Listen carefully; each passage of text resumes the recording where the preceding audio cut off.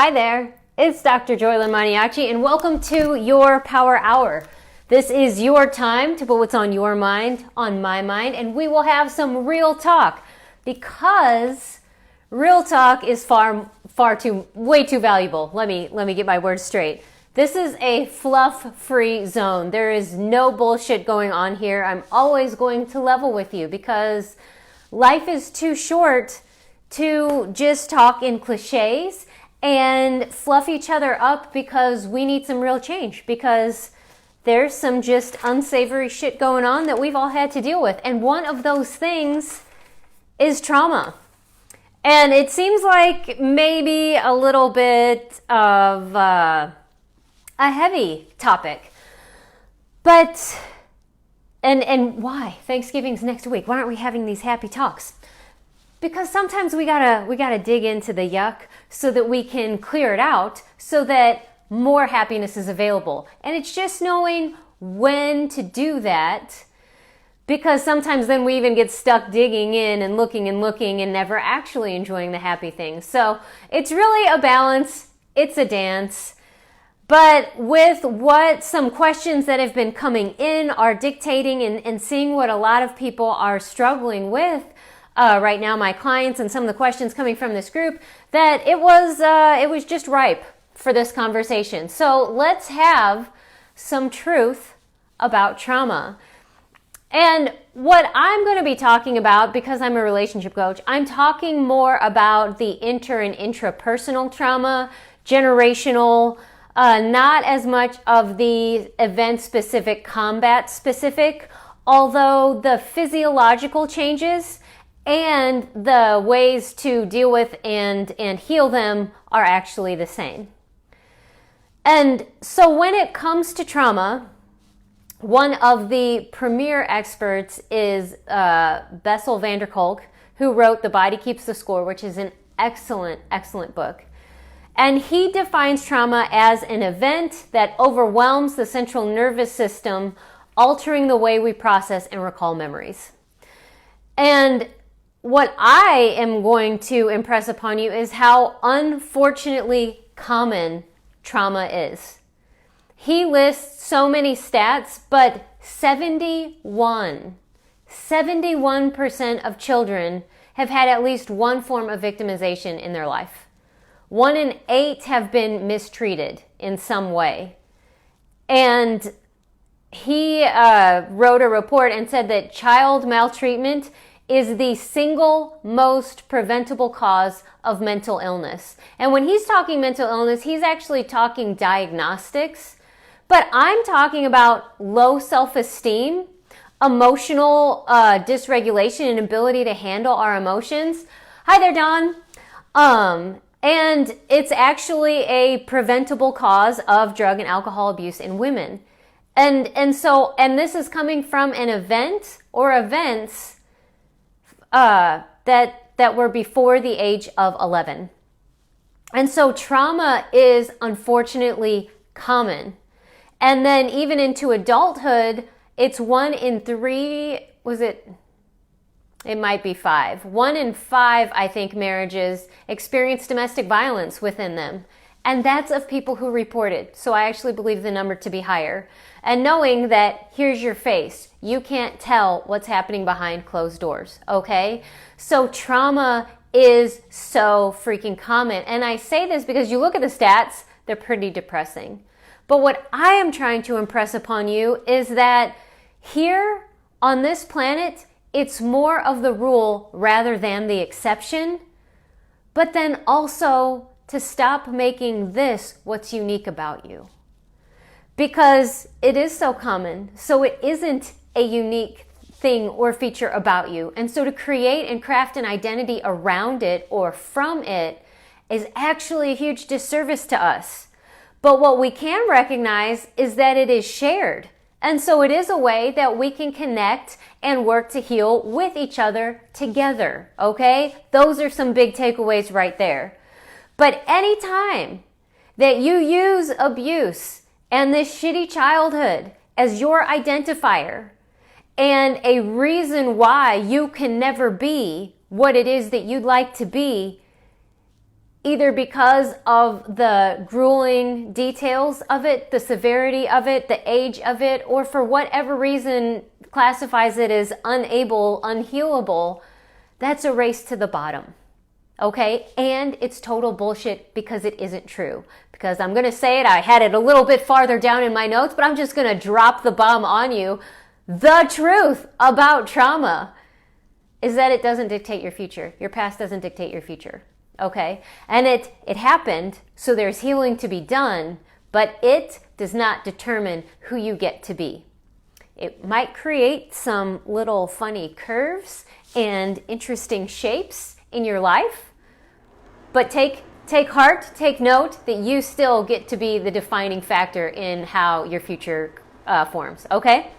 So, with this being so common and a shared experience, here's a couple of points, is that it's hurting people that hurt people. We are generally not assholes when we're happy and feeling abundant, okay? It's when there's some form of scarcity or turmoil where we feel threatened and disconnected from ourselves and from other people. That's when we lash out and hurt people, and the same for those that hurt us.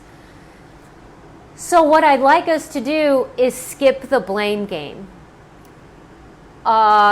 My parents, actually, if you saw them, they're fairly nice people, but they kind of sucked as parents. They had a lot of hurt.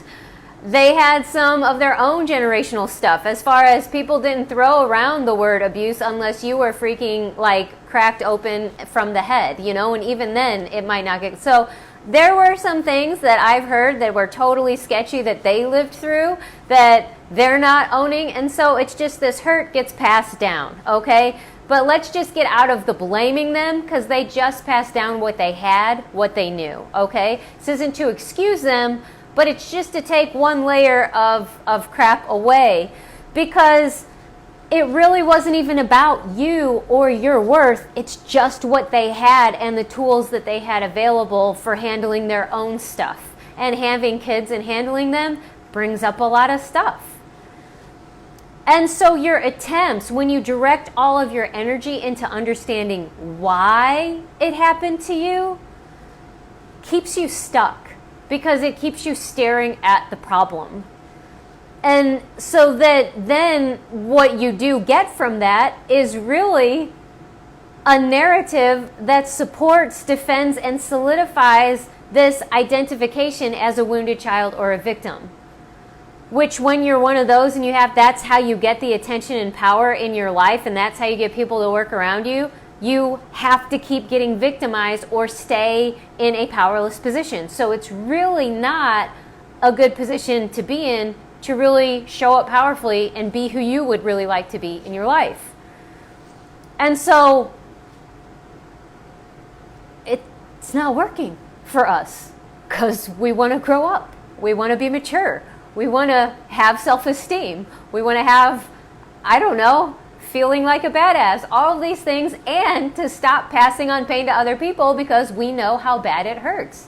So these cycles have got to break, and here you are, badass. The buck stops with us because we can. I'm going to tell you how, okay? So I do want to acknowledge that your shitty childhood was shitty. I'm not trying to tell you that it wasn't, and that you should just reframe it and think of it as a positive thing, because think of how much farther along we might have been had we had the support that we needed to handle our emotions. Some of us might not have rap sheets or credit card debt or an alcohol abuse problem. Like, hey, it would have been nice to just not have to deal with those. So your shitty childhood, it happened. And so there might be consequences that you're still working through. You can ultimately use them to work out for you. But if nobody else says it and you need to hear it from another person, I'm sorry that it happened to you, because it wasn't fair and you didn't deserve it. So don't ever hear that from me, that that's what it means. But in some way, shape, or form, we did choose it, And a lot of it is because as human beings and as our souls are using this human experience, a lot of us don't change until things get to be painful enough for us to actually do something different. So this abuse might actually have been, and the trauma might actually be what finally gets that pain over the threshold for us to finally wake up and say, I'm going to do and have something else. And that is totally possible, because no matter what the trauma was, what the abuse was, what the story was, who your parents were, where you are right now, is not the final determinant of where you're going to end up and who you're going to be. You are. Your soul is determining that. So that you can, because the soul is infinite and infinitely creative, to use all of your experience and package them and create whatever future it is that you'd like. And in doing that, that is how we break the generational cycle of hurting people, and passing on the pain. And so this shitty childhood that you have, it is yours though to heal. It's not about making everyone else make it up to you. And so sometimes we do have to come out of this entitled wounded child energy that other people should make it right for us, because that's not going to work for us, because it puts the power in somebody else's hands. And we're still the ones that are getting triggered. We're still the ones having to struggle with making tough decisions. So it's really for our benefit to make these choices and heal. And again, that's how the generational patterns break. When we go about it and try to break generational patterns, we end up becoming superior assholes and thinking, and then martyrs. Because, I'm doing this to break generational patterns. Like I've seen some metaphysical people in those circles do that. Cut the crap. Like I said, this is a BS-free zone, and there's no fluff here. I'm not pulling any punches. This is our shit to handle. And we have to do it for us, because we're here, we're matter, and our lives matter. And so that's who and what we're choosing for, and that's how we get to be a gift to the world and our families and past and future generations, okay? But your past does not determine your future, all right? That is the key takeaway if you get nothing else from today. But I'm going to move on, all right? Because this trauma that you experienced, because it did happen, and again, it's not about the what it was, the story that it was, because it's not about the gruesome detail. Depending on what age you are, and really all it takes is an event that overstimulates the central nervous system to change the way that you process and recall memories. That's it. Hearing, yelling, witnessing violence are enough, especially when you're little, okay? Going from an infinite, unlimited soul being shoved into a tiny, confined body, and then in a body that cannot reliably move or speak in its own behalf, is traumatic, okay? And so there have been some changes in your brain as a result. And it's hindering you from optimal function now. So let's look at what those are. One of them is, the first is, all of your survival mechanisms got way overstimulated. So you've got this little almond-shaped part in your brain, kind of like back behind your eyes, maybe down just a little bit. It's called the amygdala, and that's what some people call the reptilian brain, because it's all like survival's its only function. And it does so maybe mostly through anger. Anger is kind of the flagship emotion there. And so that one got overstimulated. So if you got a lot of anger, it's because it's activating you to get the hell out of there. It's activating you to take action. That's what the function is, because it's a survival function. The other one that got overstimulated is your limbic system. And I believe it's like hippocampus, hypothalamus, thalamus, those ones. Those are what they call the mouse brain, I think. But it operates mostly with fear. It needs a lot of soothing, so that a lot of us have this overdrive and we can never be reassured enough. No matter how many times somebody tells us that they love us, we just don't believe them, because our limbic system is out of whack, okay? And then there is an understimulation of the prefrontal cortex. So the gray matter here that makes us human and supposedly smart, it kind of got pulled offline. It didn't get the stimulation it needed. So we have a hard time maintaining perspective and rationalizing and working around our feelings, knowing that the feeling's there but taking rational action, knowing the feeling's there but speaking in a respectful, efficient way. Those things get harder because of that understimulation of the prefrontal cortex. And along with that, because it is part of the same, he calls it, Bessel van der Kolk calls it the mindfulness mohawk, because it's right in here in the center of your brain, like right where the hemispheres meet. That is where the body awareness and us knowing where our limbs are in space and what we're actually feeling in our bodies, that gets so underregulated to where a lot of us do not have a strong sense of embodiment. That's why we go up to our heads and we overthink things. And it's also partly why we don't have a really great time with boundaries, because people pushing us around, well, was that really out of line? Did that really hurt that bad? I don't know. It gets confusing because our prefrontal cortex and all of our functions that way aren't as good as they should be. And trauma will also mess up with the synchronizations of the hemispheres of your brain, so that things are crossing all the time through your corpus callosum, to where the information gets synchronized so that you have both the imagery, the tactile, the sensational, experiential like information, but then also the linear processing, the language processing that gives it context and chronology and an ability to organize it.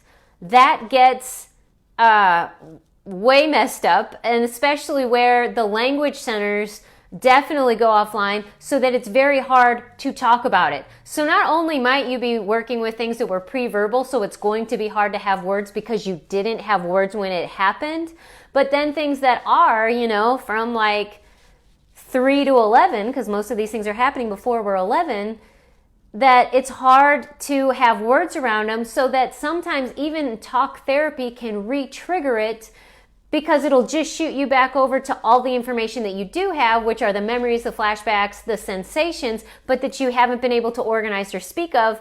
And until there's some healing going on in the brain, you still don't have access to that. So talk therapy can be beneficial, but way later in the game.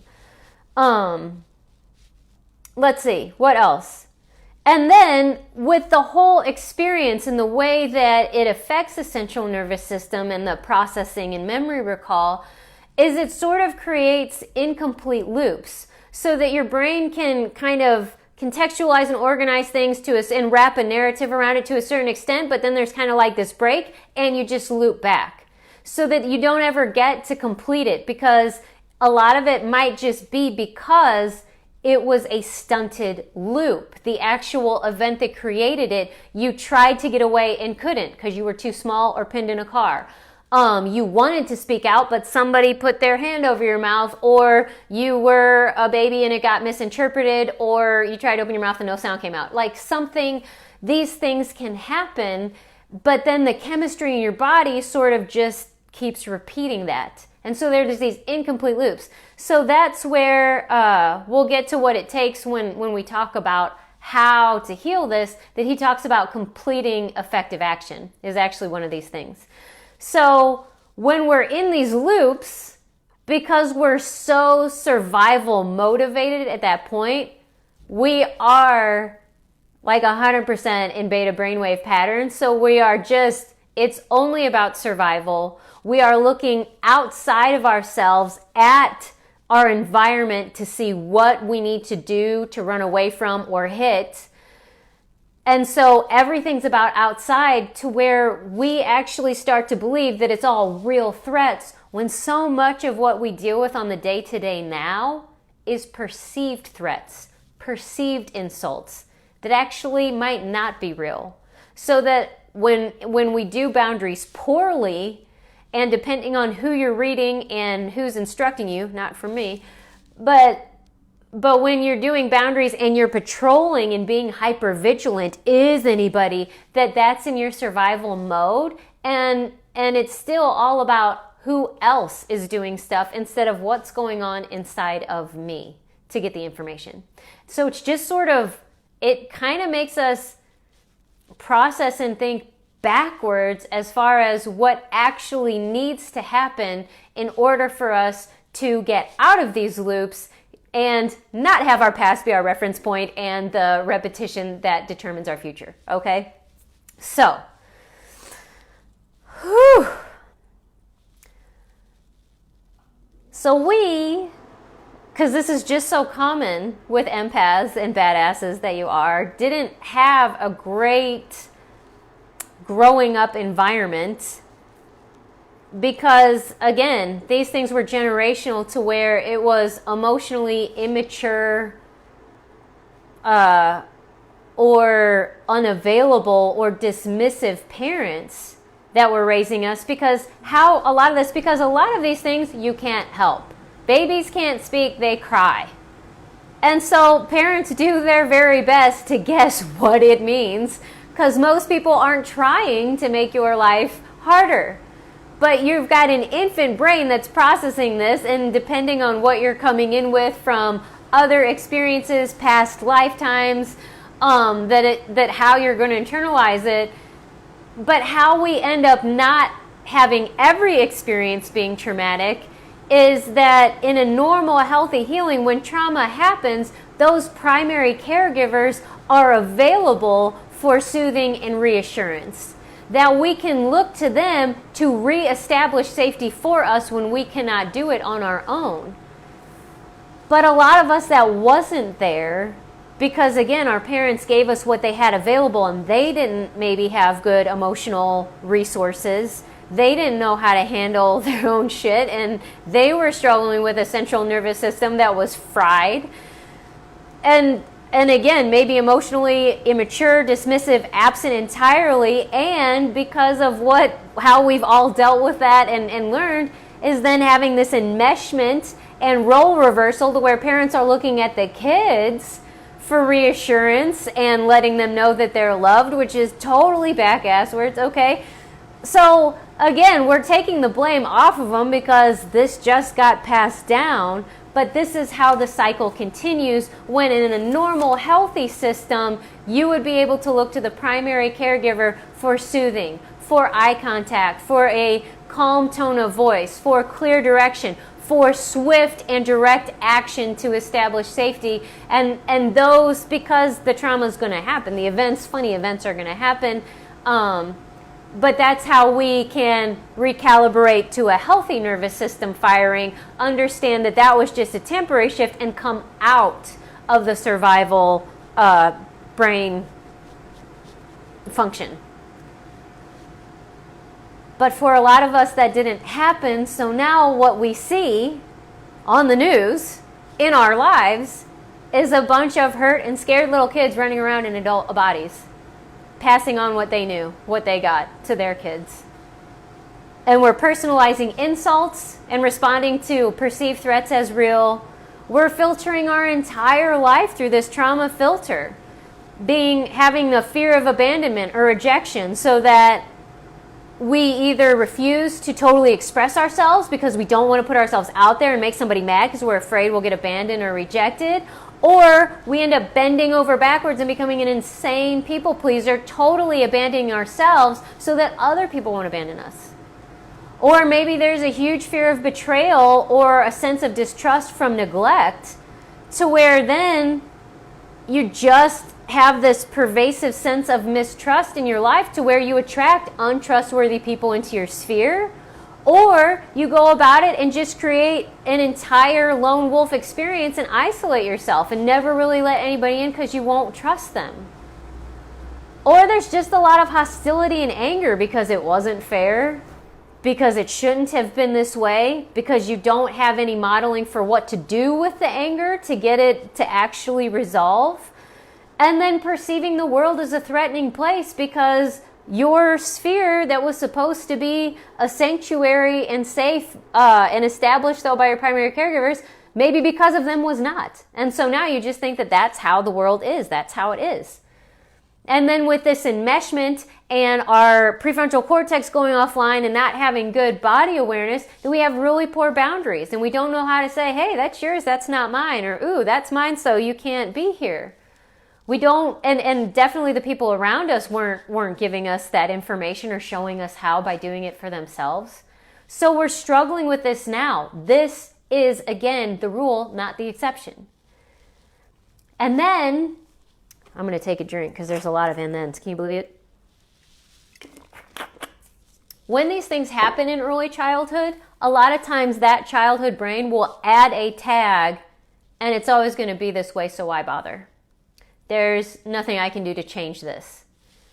And so we've got almost a double whammy to where we've got to fix those things. And those things are, but here's the good news, it's all healable. It is all fixable. There is nothing that actually, our brain is so plastic, we can work with all of this, okay? And it's got to go because the world is hurting. You are hurting. It's time to change how we're functioning, all right? So to do that, number one, we have to be willing to give up our identity as a survivor, as a victim, as a child. Because if we're still getting attention this way, and we're getting attention for bad things happening to us, and we're getting attention for the past, you can't move on.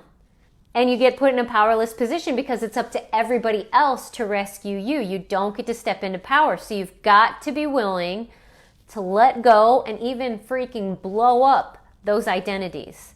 They were survival. They had a function, but now they're not working anymore. Okay? So it's not a wrongness that you ever had them. That's not a surprise.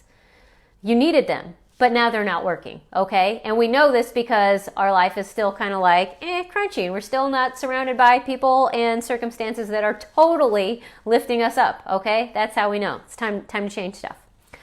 So we've got to change how we see ourselves so that we can be powerful, and we have to break these patterns. And again, that is not the reason to heal. We're never doing it for other people. That's going to put us back in martyr role. That's no bueno, okay? We've got to do it for us because this is the life I've got. This is what I can work with, and this is who I can work with and change, all right? Nobody else. But when I choose to own this and say, I'm going to make this story turn out different because that front half sucked, okay? And I really don't want anybody else to experience, but I'm going to change this now. That's when we get to be a gift to the world. And we are. You are.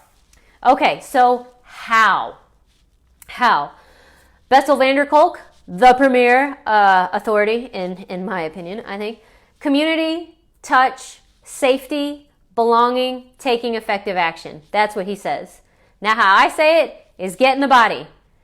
The body is what connects you to the present, and it's what's going to move you into the future, okay? So anything you do has got to include the body and getting more awareness and appreciation for your body, and do it with someone. We are not meant to process trauma on our own. In fact, if you want to go slow, then do it that way. If you want to go fast, get somebody else, because our brains and the plasticity of our brains, especially when it comes to trauma and establishing safety, this here, another human face, which you can use yours in the mirror to some extent, but looking to other people for facial expressions and tone of voice is what signals to our brains we're okay.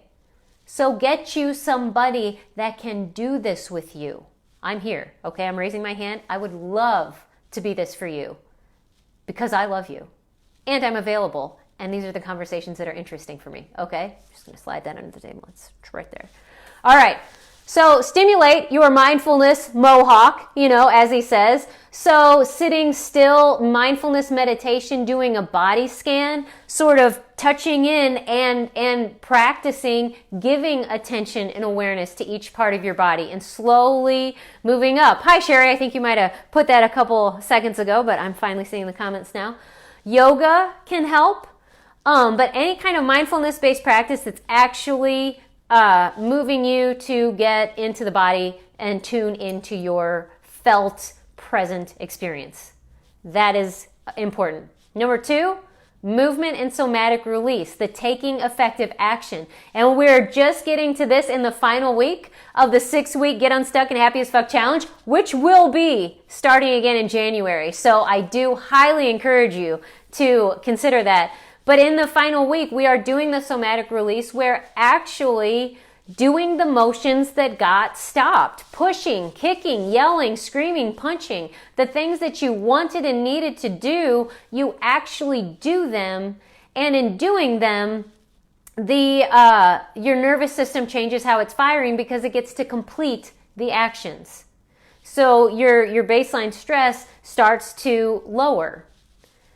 Vagal toning, because being in survival mode, you are way sympathetic nervous system dominant, so you've got to get away to stimulate the parasympathetic, the relaxation, the healing, and the vagus nerve is the biggest. That's cranial nerve 10, and it runs in the back of your throat. So stimulating that, physically stimulating that, which you can do with breath work, with your voice, gargling, humming, singing, those kind of things. So vagal toning is really important.